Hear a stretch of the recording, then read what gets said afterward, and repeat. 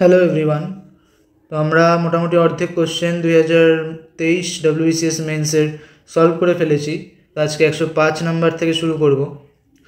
তো 105-এ কী বলেছে? A and B started a partnership investing amounts in the ratio 2:3. After 6 months, C joined the partnership with an amount equal to that of B. The profit at the end of 1 year should be distributed among ABC in the ratio. A এখানে B আর C এর সাথে একটা পার্টনারশিপে গেছে। তাহলে A B এর ratio, ইনভেস্টমেন্টের ratio দিয়ে দিয়েছে 2:3। এবার 6 মাস পরে সি জয়েন করেছে আর সি বি এর ইকুয়াল ইনভেস্ট করেছে। বি এখানে 3 ইউনিট ইনভেস্ট করেছে, সি তাহলে 3 ইউনিট ইনভেস্ট করবে। কিন্তু এখানে বলেছে profit at the end of 1 year should be distributed among A B C. তাহলে 1 বছরের শেষে তাদের প্রফিটের রেশিওটা আমাকে বের করতে বলেছে। তো এখানে সি এর যে 3 ইউনিট যে দিল, ইনভেস্ট করলো, সেটা ক মাসের জন্য দিয়েছে? 6 মাস পার হয়ে গেছে, বাকি 6 মাসের জন্য দিয়েছে। আর এ বি এর শেয়ারটা 12 মাসের জন্য দিয়েছে। তাহলে এবার এটা কি হলো? টাইম, আর এটা হলো ইনভেস্টমেন্ট ইন্টু টাইমের যদি রেশিও করি তাহলে আমরা কি পেয়ে যাব? প্রফিটের রেশিও।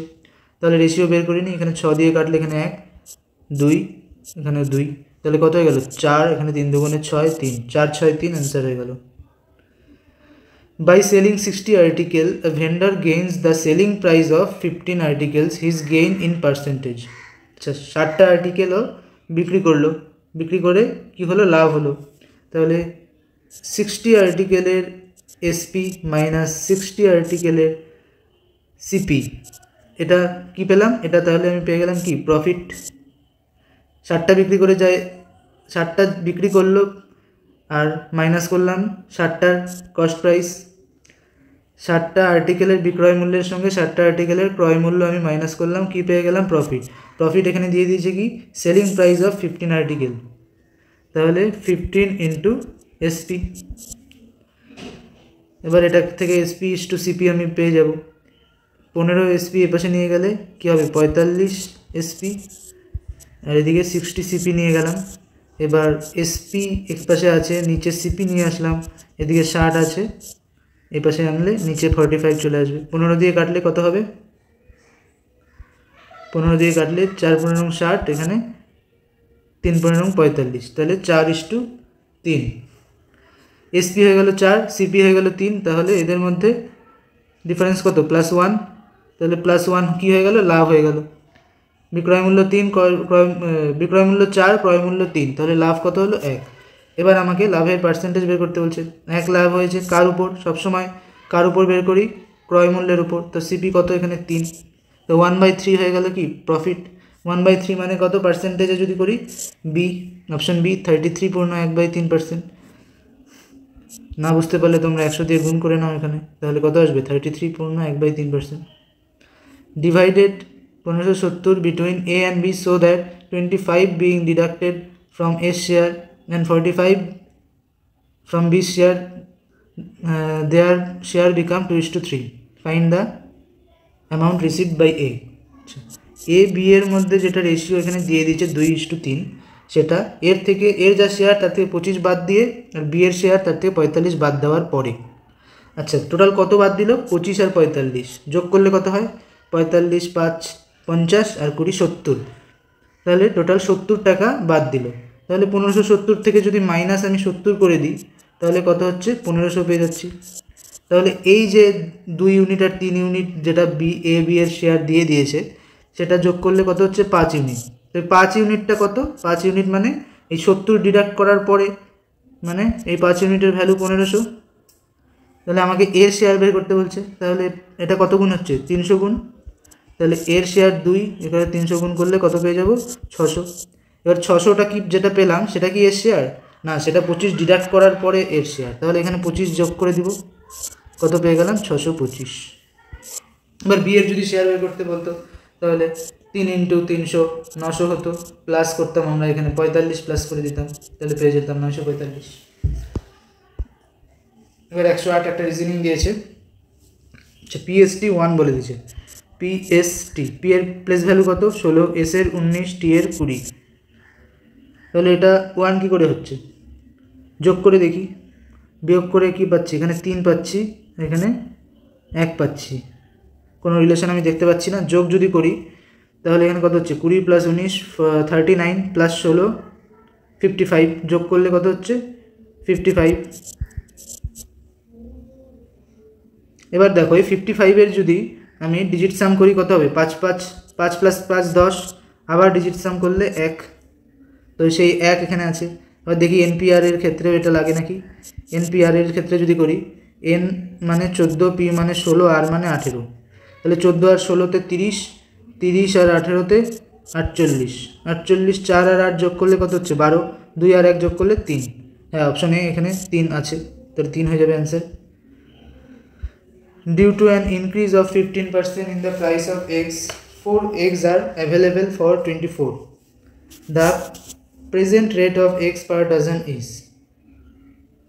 দেখো এটা খুব কমন একটা অঙ্ক পার্সেন্টেজের, আমার মনে হচ্ছে এখানে কিছু ভুল আছে। আমার যা মনে হচ্ছে এখানে due to an increase in 50% in the price of eggs, 4 eggs R available হবে না, এটা 4 less eggs R available for 24, এটা হবে কোশ্চেনটা।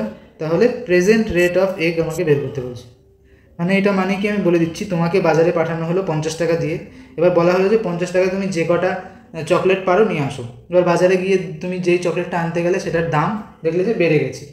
এবার এই 50 টাকায় তাহলে তুমি আগে যে পরিমাণ চকলেট আনতে, দাম বেড়ে যাওয়ার ফলে সেই পরিমাণ চকলেট নিশ্চয়ই পাবে না, তার থেকে কম পাবে। তো সেটাই এখানে বলেছে, দাম বেড়ে যাওয়ার ফলে 4টা ডিমও কম পেয়েছে 24 টাকাতে। তাহলে এখানে কি বলেছে, দাম কত বেড়েছে, আগে যদি দাম ওল্ড লিখে দিই, আগে যদি 100 টাকা ছিল, তাহলে নতুন দামটা কত হয়েছে, 50% বেড়ে গেছে, 150% বেড়ে যাওয়া মানে 150 হয়ে গেছে।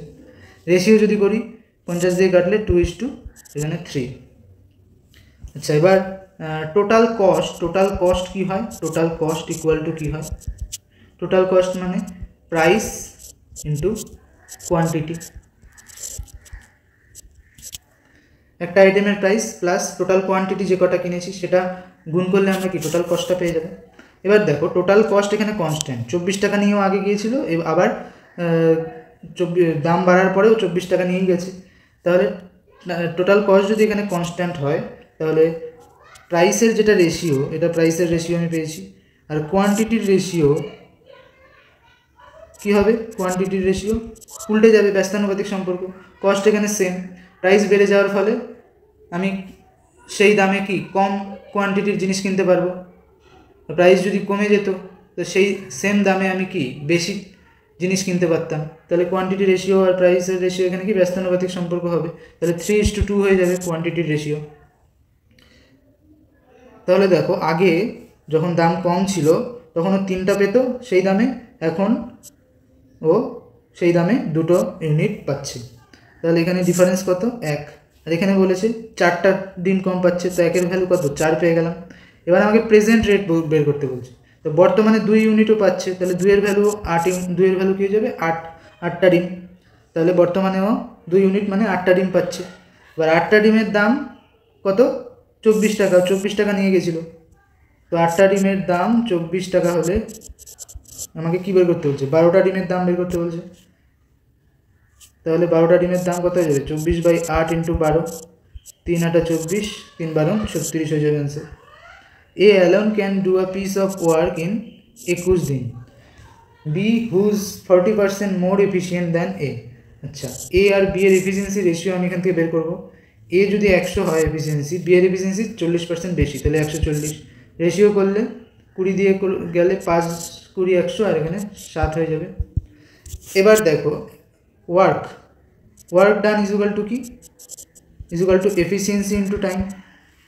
এবার সেম ওয়ার্ক এর এফিসিয়েন্সি যদি কম হয় তাহলে টাইম বেশি লাগবে, বি এর এফিসিয়েন্সি যদি বেশি হয় তাহলে ওর টাইম কম লাগবে। তাহলে এখানে এফিসিয়েন্সি আর টাইমের রেশিও কী হয়ে যাবে, উল্টে যাবে, ব্যস্তানুপাতিক সম্পর্ক এফিসিয়েন্সি আর টাইমের সাথে। ওয়ার্ক যদি কনস্ট্যান্ট হয় তাহলে ই ব্যস্তানুপাতিক কী হয়ে যাবে 1/t। তাহলে এটা যদি বুঝতে না পারো সিম্পলি ভাবো, এফিসিয়েন্সি যদি বেশি হয় তাহলে টাইম কী হয়, টাইম কম কম লাগবে, আর এফিসিয়েন্সি কম হলে টাইম বেশি লাগবে। তাহলে এখানে টাইমের রেশিও কী হয়ে যাবে, উল্টে যাবে, 7:5 হয়ে যাবে। তো এখানে কি বলেছে,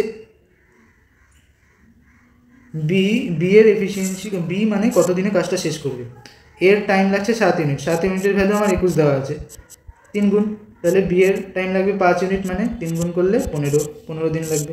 দেখো বি এর এফিসিয়েন্সি যেহেতু বেশি, বি এর টাইম কম লাগছে। If 126.50 is divided among ABC in the ratio এত, তাহলে B exceeds that of A by, এদের A B C এর রেশিও দিয়ে দিয়েছে আমাকে, B exceeds by A, B এর থেকে কত বেশি পাচ্ছে, 3, তাহলে 3 এর ভ্যালু আমাকে বের করতে বলেছে। টোটাল কত হচ্ছে, 2 ইউনিট, 5 ইউনিট, 4 ইউনিট যোগ করলে 11 ইউনিট পাচ্ছি। 11 ইউনিটের ভ্যালু 126.50 দিয়ে দিয়েছে। 1 ইউনিটের ভ্যালু 11 দিয়ে ভাগ করলে 11 × 11, 11 × 11, 5, এটা পেয়ে গেলাম 1 ইউনিটের ভ্যালু। আমার বের করতে হবে 3 ইউনিটের ভ্যালু। 3-এর তাহলে কত পেয়ে যাবো, 3 × 5 = 15, 5 হাতে থাকলো 1, 33, 34.50 answer. 3 numbers are in the ratio, the difference between the greatest and smallest number দিয়ে দিয়েছে, the numbers are, আচ্ছা এখানে 3টা নাম্বারের রেশিও দিয়ে দিয়েছে, এটাকে যদি সিম্পলিফাই করি তাহলে কী পাবো, দেখো নিচে 2, 3, 4 আছে, 2, 3, 4-এর রসল কত হবে, 12 হবে। 12 দিয়ে যদি 3টাকে গুণ করে দিই, প্রথমটাকে 12 দিয়ে গুণ করলে কী হবে, 2, 6 × 2 = 12, 6 হয়ে যাবে। পরেরটাতে 3 দিয়ে 12কে কাটলে 4, 4 × 2 = 8, তারপরে 9 হয়ে যাবে। এবার গ্রেটেস্ট নাম্বার কোনটা, 9 ইউনিট, স্মলেস্ট কোনটা, 6 ইউনিট, দুটার ডিফারেন্স কত, 3। 3-এর ভ্যালু কোশ্চেনে 36 দেওয়া আছে, আমাকে কী বের করতে বলছে, নাম্বার স্যার। 1-এর ভ্যালু কত হয়ে যাবে, 12, তাহলে 6 দিয়ে 12কে গুণ করলে কত হয়ে যাবে, 6 × 12 = 72, 8, 8 × 12 = 96, 9 × 12 = 108, তাহলে কী হয়ে গেল, 72, 96, 108। তাই 113 কি বলেছে, আর shopkeeper earns a profit of 12% on selling a book at 10% discount on the printed price, the ratio of the cost to the printed price of the book is, cost price to the printed price, মানে cost price আর printed প্রাইসের মধ্যে ratio আমাকে বের করতে বলেছে। আচ্ছা, selling price, cost price আর মার্ক প্রাইস। আমরা সেলিং প্রাইসে দু রকমভাবে যেতে পারি, এক তো কস্ট প্রাইস থেকে যেতে পারি, আর একভাবে কীভাবে যেতে পারি, মার্ক প্রাইস থেকে। কস্ট প্রাইস থেকে কীভাবে যেতে পারি, দেখো এখানে কি বলেছে, shopkeeper earns a profit of 12% on selling a book, তাহলে 12% প্রফিট করেছে, তাহলে সেলিং প্রাইস এখান থেকে আমি, কস্ট প্রাইস যদি 100 হয়, সেলিং প্রাইস কী হবে, 112 ইন্টু সিপি হয়ে যাবে, এখান থেকে সেলিং প্রাইস যেহেতু 12% প্রফিটে বিক্রি করেছে। আবার দেখো এখান থেকে আমি মার্ক প্রাইস থেকে কীভাবে যেতে পারি, selling of by 10% discount on printed price, printed price মানেই মার্ক প্রাইস, তো মার্ক প্রাইস থেকে 10% ডিসকাউন্ট দিয়ে বিক্রি করেছে, তাহলে মার্ক প্রাইস থেকে -10% ডিসকাউন্ট দিয়েছে, তার মানে 90% অফ এমপি, এটা মানেও কি পেয়ে গেলাম, সেলিং প্রাইস। তাহলে এবার যদি এই দুটো ইকুয়াল করে দিই আমি, 112% of CP equal to 90% of MP, তাহলে এই দুটো ইকুয়াল হয়ে যাবে, যেহেতু এই দুটোই সেলিং প্রাইসকে বোঝাচ্ছে। তো রেশিও অফ কস্ট প্রাইস আর মার্ক প্রাইসের মধ্যে রেশিও বের করতে বলেছে, তাহলে সিপি এই পাশে এমপি চলে আসলে নিচে চলে যাবে, আর এদিকে 90/112 হয়ে যাবে। কত দিয়ে কাটবো, 2 দিয়ে যদি কাটি 45, এখানে 2 দিয়ে কাটলে 5 × 2 = 10, 56, ফার্স্ট অপশনে আছে 45:56। তো আশা করি বোঝাতে পারলাম। এটাও অনেকে অনেক রকম ফর্মুলা দিয়ে করে, বিশ্বাস করো অনেক ফর্মুলা তোমরা মুখস্থ করে যাবে, কিন্তু পরীক্ষার সময় কিন্তু ব্ল্যাঙ্ক হয়ে যাবে। সেই জন্যই বলছি, বেসিক যদি কারো ক্লিয়ার থাকে তাহলে কোনো সমস্যাই হবে না অঙ্কে, আর অঙ্কগুলো খুব একটা কঠিন কিন্তু নয়।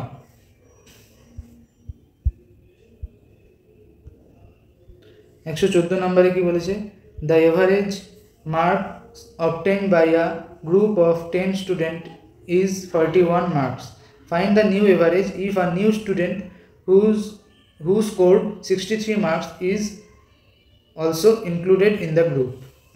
তো এভারেজের আর একটা সুন্দর অঙ্ক দিয়েছে, 10 জন স্টুডেন্টের এভারেজ মার্কস আমাকে দিয়ে দিয়েছে, 1 2 3 4 করতে করতে এরকম 10টা স্টুডেন্ট আছে, সবার এভারেজ মার্কস 41 দিয়ে দিয়েছে। তো এর আগে আমি এরকম টাইপের অঙ্ক করেছিলাম, সে তখন কি বলেছিলাম, এভারেজ মার্কস যেটা দিয়েছে সেটাকে আমি প্রত্যেকের মার্কস ধরে নিতে পারি অঙ্ক করার সুবিধার্থে। প্রত্যেকের মার্কস যদি আমি 41 দিয়ে ধরে নিই, তাহলে টোটাল মার্কসের কি কোনো হেরফের হবে? হবে না। টোটাল মার্কস এখানে কত? 41 ইন্টু 10, 410 হয়ে যাবে। এভারেজ মার্কস 41 মানে কি? টোটাল মার্কস তাহলে 10 জনের কত হচ্ছে? 410। তাহলে আমি প্রত্যেকের 41 করে পেয়েছি, আমি ধরে নিলাম। এবারে বলেছে আরও একজনকে ইনক্লুড করা হলো, 11 নাম্বার একটা স্টুডেন্টকে ইনক্লুড করা হলো, সে কত পেয়েছে? সে 63 পেয়েছে। এবার তাদের গ্রুপের এভারেজ, নিউ এভারেজ কী হবে সেটা আমাকে বের করতে বলেছে। তো এও যদি 41 পেতো, তাহলে নিউ এভারেজের কি কোনো পরিবর্তন হতো? কিছু পরিবর্তন হতো না। ধরে নিলাম এ 41 পেয়েছে, তাহলে নিউ এভারেজের কি কোনো চেঞ্জ হতো? হতো না। তাহলে এভারেজ কী আসতো? 41 আসতো। কিন্তু 41 থেকে কত বেশি পেয়েছে? 41 থেকে ও 22 বেশি পেয়েছে। এবার এই যে 22 নাম্বার ও বেশি পেলো, সেটা এবার সবার মধ্যে ডিস্ট্রিবিউট হতে লাগবে 11 জনের মধ্যে। তো 11 জন স্টুডেন্টের মধ্যে 22 যদি আমি ডিস্ট্রিবিউট করি, সবাইকে কত দিব? 2 2 2 করে দিব। তাহলে নিউ এভারেজ কী হয়ে যাবে? 41 + 2 43 হয়ে যাবে অ্যান্সার। আশা করি বোঝাতে পারলাম। খুব ইজি এভারেজের অঙ্ক। শুধু তোমাদের ভাবনা চিন্তাটা একটু পরিবর্তন করতে হবে, তাহলে কোনো রকম ফর্মুলার ইউজ না করেই আমরা অঙ্কগুলো দাগিয়ে দিব, আর একদমই টাইম ওয়েস্ট হবে না, খুব তাড়াতাড়ি অঙ্ক সলভ করতে পারবো। তো 2 সবার মধ্যে কীভাবে আসলে বোঝাতে পারলাম? এখানে 22 যেহেতু এক্সট্রা হচ্ছে, 11 জন স্টুডেন্ট, 22/11 করলে কত হয়? 2। তাহলে 2 সবার মধ্যে আমি যোগ করে দিলাম, 43 হয়ে গেল answer. Some sweets were to be distributed equally among 175 students of a school, but due to absence of 35 students, each child got 4 more sweets. How many sweets are distributed? তো ক্লাসে কত স্টুডেন্ট, ওই স্কুলটাতে কত স্টুডেন্ট? 175 স্টুডেন্ট। কিন্তু যখন ও distributed করতে গেল sweet, তখন দেখলো কত? 35 জন স্টুডেন্ট আসেনি। কত এসেছে? 140 জন স্টুডেন্ট। তার ফলে কী হলো? এই 140 জন স্টুডেন্ট 4টা করে মিষ্টি বেশি পেল, প্রত্যেকে 4টা করে পেলো। তাহলে টোটাল কত সুইট বেঁচে গেছিলো? 4 4 16, 5 6 0, 560 সুইট যেটা বেঁচে গেছিলো, সেটা 140 জন স্টুডেন্টের মধ্যে ডিভাইড করে দেওয়া হলো। তো প্রত্যেকে 4টা করে পেয়েছে বলেছে। আর এই 560 যে সুইটটা ও 140 জনের মধ্যে ভাগ করে দিল, সেটা অ্যাকচুয়ালি ওই 35 জন যারা অ্যাবসেন্ট তাদের সুইট ছিল, তারা আসেনি বলে 140 জনের মধ্যে ভাগ করে দিয়েছে। তাহলে how many sweets are distributed? তাহলে 35 জনের জন্য যদিও 560 সুইট এনে থাকে, তাহলে টোটাল 175 জনের জন্য সুইট এনেছিল। তাহলে কতগুলো সুইট এনেছিল? 175-এর জন্য কতগুলো সুইট এনেছে? 560/35 ইন্টু 175, এটা সলভ করলেই পেয়ে যাবো। কাটাকাটি করলে কত হবে? এখানে 7 দিয়ে কাটলে 7 8 56 80, 7 দিয়ে কাটলে 5 7 35, 5 দিয়ে কাটলে এখানে 3 5 15, 5 7 35, না 5 5 25, 3 5 15, 5 5 25, 35 ইন্টু 80 করলে কত হবে? 2800 হয়ে যাবে অ্যান্সার।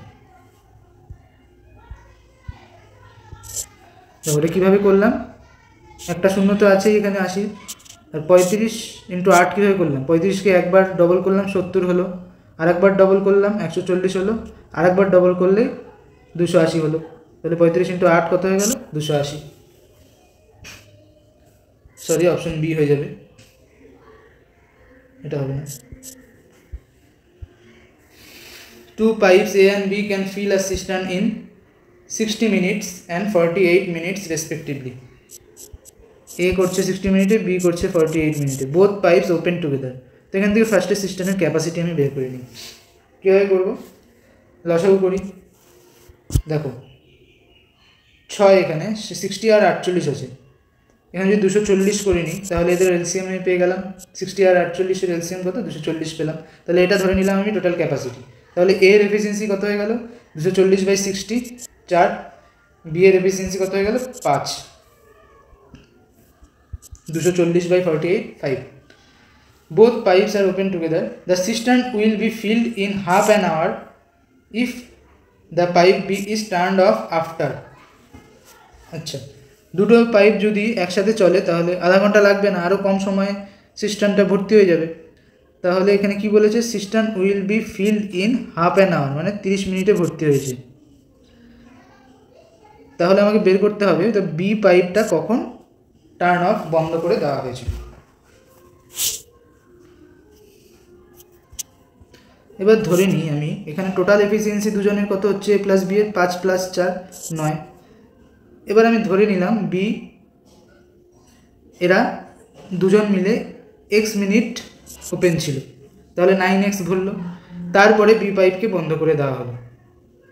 বাকি সময়টা শুধু এ কাজ করলো। এবার এ কতক্ষণ কাজ করলো, 30 মিনিট টোটাল কাজ হয়েছে। 30 - x, এই টাইমটা কে কাজ করলো, শুধু এ কাজ করলো, বি বন্ধ করে দেওয়া হয়েছে। এই নিয়ে টোটাল ক্যাপাসিটি কত, 240 ভর্তি হয়ে গেল। তাহলে এখান থেকে যদি সলভ করি আমি এক্সের মান পেয়ে যাব 9x, এখানে -4x করলে 5x, আর এখানে 3 × 4 = 12, 120, এ পাশে নিয়ে গেলে 240 - 120 হয়ে গেল 120। তাহলে এক্সের ভ্যালু কত চলে আসবে, এখান থেকে 24 মিনিট চলে আসবে। তার মানে 24 মিনিট পর বিকে বন্ধ করে দেওয়া হয়েছিল। এটা আরেকভাবে করা যেতে পারে, দেখো এখানে বলেছে আধা ঘন্টা লেগেছে, টোটাল 30 মিনিট লেগেছে, তাহলে এ কিন্তু বন্ধ করা হয়নি, এ টোটাল আধা ঘন্টা সময় ধরে চলেছে। তাহলে টোটাল আধা ঘন্টা সময় এ কতটা ফিল করবে, 4 ক্যাপাসিটিতে 30 × 4 করলে 120, 120 ফিল করা হলো, হয়ে গেল। আর বাকি থাকলো 120, বাকি 120 কে ফিল করেছে, বি ফিল করেছে। বি এর এফিসিয়েন্সি কত, 5। তাহলে 120/5 করলে আমি পেয়ে যাব কত মিনিট সলভ হয়েছে, তো কত মিনিট ধরে বি, কত মিনিট পরে বিকে বন্ধ করা হয়েছে, কত চলে আসবে, 24 চলে আসবে। বোঝাতে পারলাম? যদি বলো না আমি এক্স ধরে করব না, তাহলে কীভাবে করব, দেখো আরেকবার বলে দিচ্ছি। 30 মিনিট টোটাল কাজটা হয়েছে, এ কিন্তু গোটা 30 মিনিট ধরে ওপেন ছিল, তাহলে এর এফিসিয়েন্সি 4, তাহলে 30 মিনিট ধরে এ কতটা ভরবে, 30 × 4 120। তো টোটাল ক্যাপাসিটি তো 240, 120 ভরা হয়ে গেল, বাকি থাকলো আরও 120, আরও 120 কে ভরেছে, বি ভরেছে। বি এর এফিসিয়েন্সি কত, 5, 5 দিয়ে ভাগ করে দিলে তাহলে পেয়ে যাব বি কতক্ষণ কাজ করেছে। তাহলে 120/5 করলে আমি কত পেয়ে যাব, 24। তার মানে 24 মিনিট বি কাজ করেছে, তারপরে বিকে বন্ধ করে দেওয়া হয়েছে। তাহলে অ্যান্সার কত হয়ে যাবে, ডি 24। নেক্সট 117 কি বলেছে, the 5th and the 11th term of AP are 41 and 20 respectively the first term. আচ্ছা, এখানে দেখো এর আগে আমরা এপি সিরিজের একটা অঙ্ক করেছিলাম, তো সেখানে ফর্মুলা কি পড়েছিলাম, এখানে এন টার্মের ফর্মুলা কি, Tn = a + n - 1 × d। এখানে এ হচ্ছে ফার্স্ট টার্ম, এন হচ্ছে নাম্বার, যত নাম্বার টার্মটা আমি বের করছি সেটা হচ্ছে n - 1, আর d হচ্ছে কমন ডিফারেন্স। তো এখানে প্রথমে বলেছে T5, ফিফথ টার্ম কত হবে, a + 5th, 5 - 1 করলে 4 × d। আর একটা কী বলেছে T11, 11 টার্ম কত হবে, a + 11 - 1 10 × d হয়ে যাবে। এবার যদি আমি এখানে এটা 1 নাম্বার ইকুয়েশন, এটা 2 নাম্বার ইকুয়েশন ধরে নিলাম। এবার 2 থেকে যদি 1 আমি বাদ দেই কি হবে, তাহলে দেখো এ কাটা চলে যাবে, এখানে 6d পড়ে থাকবে।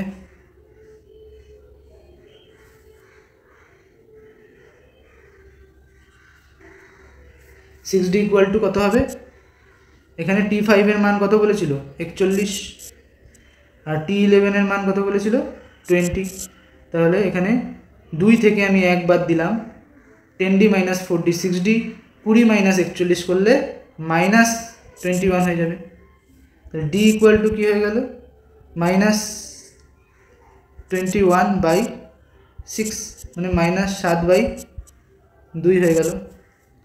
এবার ফার্স্ট টার্ম আমাকে বের করতে বলেছে, ডি এর ভ্যালু যদি আমি 1 নম্বর বা 2 নম্বর যে কোনো একটাতে বসিয়ে দিই তাহলে ফার্স্ট টার্ম পেয়ে যাব। 1 নম্বরে বসাই, তাহলে কী হলো, 41 + a + 4 × -7/d। এখানে কত হলো, a - 2 দিয়ে কাটলে প্লাস মাইনাসে মাইনাস হলো, 2 দিয়ে কাটলে এখানে 2 হয়ে যাবে, 7 × 2 = 14 হয়ে যাবে। তাহলে a = কত হয়ে যাবে, এ পাশে গেলে 55 হয়ে যাবে। তো অপশন ডি হয়ে যাবে অ্যান্সার। নেক্সট কি বলেছে, a cylindrical cistern of diameter 25 centimeter is full of water. If 11 liter of water is drawn off, the water level in the cistern will drop by. একটা cylindrical cistern আছে, সেটা diameter দিয়ে দিয়েছে কত 25, তাহলে radius কত হবে 25/2। ফুল অফ ওয়াটার বলে দিয়েছে 11 লিটার অফ ওয়াটার, এখান থেকে 11 লিটার ওয়াটার আমি বের করে দিলাম। তাহলে কি হলো, ওয়াটার লেভেল কিছুটা কমে গেল, ফুল ছিল ধরে নিলাম, ওয়াটার লেভেল এখানে চলে আসলো। তাহলে কতটা কমলো সেটা আমাকে বের করতে বলেছে, ধরলাম এইচ কমে গেল। তাহলে এই যে ভলিউমটা এখানে কমলো, সেই ভলিউমটা ইকুয়াল টু কী হয়ে যাবে, এই 11 লিটার ওয়াটারের যা ভলিউম, তাহলে সেটাই বের করিনি। পাই ইন্টু আর স্কোয়ার কত 25/2 এর স্কোয়ার ইন্টু এইচ ধরেছি, এখানে কমে গেছে, ইকুয়াল টু কী হবে, দেখো এটা সেমির কিউবে আসলো। এবার এটা তো লিটারে আছে, তো লিটার থেকে আমাকে কিউবিক সেন্টিমিটারে আনতে হবে। যেহেতু এখানে এটাও সেমিতে আছে, এইচও আমি সেমিতে ধরে নিয়েছি, তাহলে আমাকে লিটারটাও সেম ইউনিটে করতে হবে। কোনো কিছু ইকুয়াল করার সময় সবার প্রথম ক্রাইটেরিয়া আমাকে ইউনিট ইকুয়াল করতে হবে। এখানে কিন্তু আমি 11 লিখতে পারি না, কারণ 11 লিটারে আছে, আমাকে কিউবিক সেন্টিমিটারে পরিণত করতে হবে। তো এখানে একটা জিনিস জানতে হবে, 1 লিটার সমান সমান 1000 কিউবিক সেন্টিমিটার। তাহলে 11 লিটার সমান সমান কী হয়ে যাবে, 11,000 কিউবিক সেন্টিমিটার। তাহলে দুটো ইকুয়াল চলে আসলো। পায়ের ভ্যালু আমি বসিয়ে দিই এখানে, পায়ের value 22/7 into 25/2 into 25/2 into H equal to 11,000। 11 দিয়ে কাটলে এখানে 1000 করে থাকবে, আর এখানে কত থাকবে, এখানে চলে আসবে 2 দিয়ে 2 কেটে গেল। এবার এখানে 25 দিয়ে যদি কাটি, এখানে 40 থাকবে। তো এখানে কি হয়ে গেল, এইচ ইকুয়াল টু কি হয়ে গেল 40 ইন্টু এখানে 7 দুগুণে 14 উপরে চলে গেল, নিচে একটা 25 চলে আসলো। 5 দিয়ে যদি কাটি আবার, এখানে 5 5 25, এখানে 5 4 40। তাহলে ফাইনাল অ্যান্সার কি আসলো, 8 ইন্টু 14 কত 112/5। তাহলে অ্যান্সার কোনটা হয়ে যাবে, 5 দুগুণে 10, 5 দুগুণে 10, 22 পূর্ণ 2/5, সি হয়ে যাবে। নেক্সট 119 নাম্বার কি বলেছে, what some of money lent at 4% per annum for 3 years will earn some interest as 1200 earns in 4 years at 5% per annum simple interest। এই টাইপের অঙ্ক আমি করেছি এর আগে। ধরে নিলাম সাম এস, তো এস 4% হারে এক বছরে কত ইন্টারেস্ট দিবে, 4 ইন্টু 4/100। তাহলে এটা 1 বছরের ইন্টারেস্ট হয়ে গেল। তাহলে 3 বছরে কত দিবে, ইন্টু 3। এটা ইকুয়াল টু কী হয়ে যাবে, 1200 টাকার 4 বছরের ইন্টারেস্ট 5% হারে। তাহলে 1200 টাকার 5% হারে 1 বছরের ইন্টারেস্ট এটা হয়ে গেল। তাহলে 4 বছরে কত দিবে, ইন্টু 4 হয়ে গেল। এবার এখান থেকে আমি কাটাকাটি করলে কি পাবো, 4 কেটে দিলাম, 100 কেটে দিলাম, এবার 3 দিয়ে কাটলে এখানে 400 পড়ে থাকবে। তাহলে 3 দিয়ে কাটলে 400 পড়ে থাকবে, 400 ইন্টু 500 করলে 2000 পেয়ে যাব, এসের ভ্যালু 2000 হয়ে যাবে। নেক্সট 120 কি বলেছে, ইফ আচ্ছা ABC এর মান দিয়ে দিয়েছে, আমাকে এটার ভ্যালু বের করতে বলেছে। তো এটাও ফর্মুলা দিয়ে করা যায়, তোমরা যারা ফর্মুলা মনে রেখেছো ফর্মুলা ইউজ করতে পারো। তা আমি ফর্মুলা না ইউজ করে দেখাচ্ছি। দেখো এখানে হাফ যদি আমি কমন নিই, কী হয়ে যাবে, এখানে সবার আগে 2 চলে আসবে, 2a square 2b square 2c square 2abc 2bc 2ca। তাহলে এখানে কি হলো, হাফ ইন্টু 2a স্কোয়ার থেকে একটা স্কোয়ার নিলাম, মাইনাস এখান থেকে 2ab নিলাম, প্লাস এখান থেকে একটা b স্কোয়ার নিলাম, প্লাস আর একটা b স্কোয়ার পড়ে থাকলো, মাইনাস এখান থেকে 2bc নিয়ে নিলাম, প্লাস এখান থেকে একটা c স্কোয়ার নিলাম, আর একটা c স্কোয়ার পড়ে থাকলো, মাইনাস এখান থেকে একটা 2ca নিলাম, প্লাস একটা স্কোয়ার আগে নিয়েছিলাম আর একটা স্কোয়ার এখানে নিয়ে নিলাম। তাহলে এটা এবার কী হয়ে গেল, a square minus 2ab plus b square, কিসের formula, a minus b whole square, plus B square minus 2bc plus C square কিসের formula, B minus C whole square plus এটা C minus A whole square. তাহলে এবার half common আছে, A minus B এর value কত 224, B এর value 223, minus করলে কত হলো 1, 1 square, plus B minus C করলে বি 223, সি 222, মাইনাস করলে 1, 1 square, plus C minus A, C কত 2022 আর এ কত 2024, মাইনাস করলে সি মাইনাস এ করলে কত হবে -2 হয়ে যাবে, -2 এর স্কোয়ার হয়ে গেল। হাফ ইন্টু এখানে -2 এর স্কোয়ার করলে মাইনাসে মাইনাসে প্লাস হয়ে যাবে, 2 দুগুণে 4, এখানে 5 আর 6, হাফ ইন্টু 6 মানে বি, অপশন বি 3 হয়ে গেল অ্যান্সার। তো আজকে আরও 16টা অঙ্ক আমরা করলাম, 120টা অঙ্ক আমাদের কমপ্লিট হয়ে গেল, আর বাকি থাকলো 80টা অঙ্ক। তো সেটাও আমরা কয়েকটা ভিডিওর মাধ্যমে কমপ্লিট করে ফেলবো। তো তোমরা পড়তে থাকো, প্র্যাকটিস করতে থাকো। অল দ্য বেস্ট, ধন্যবাদ।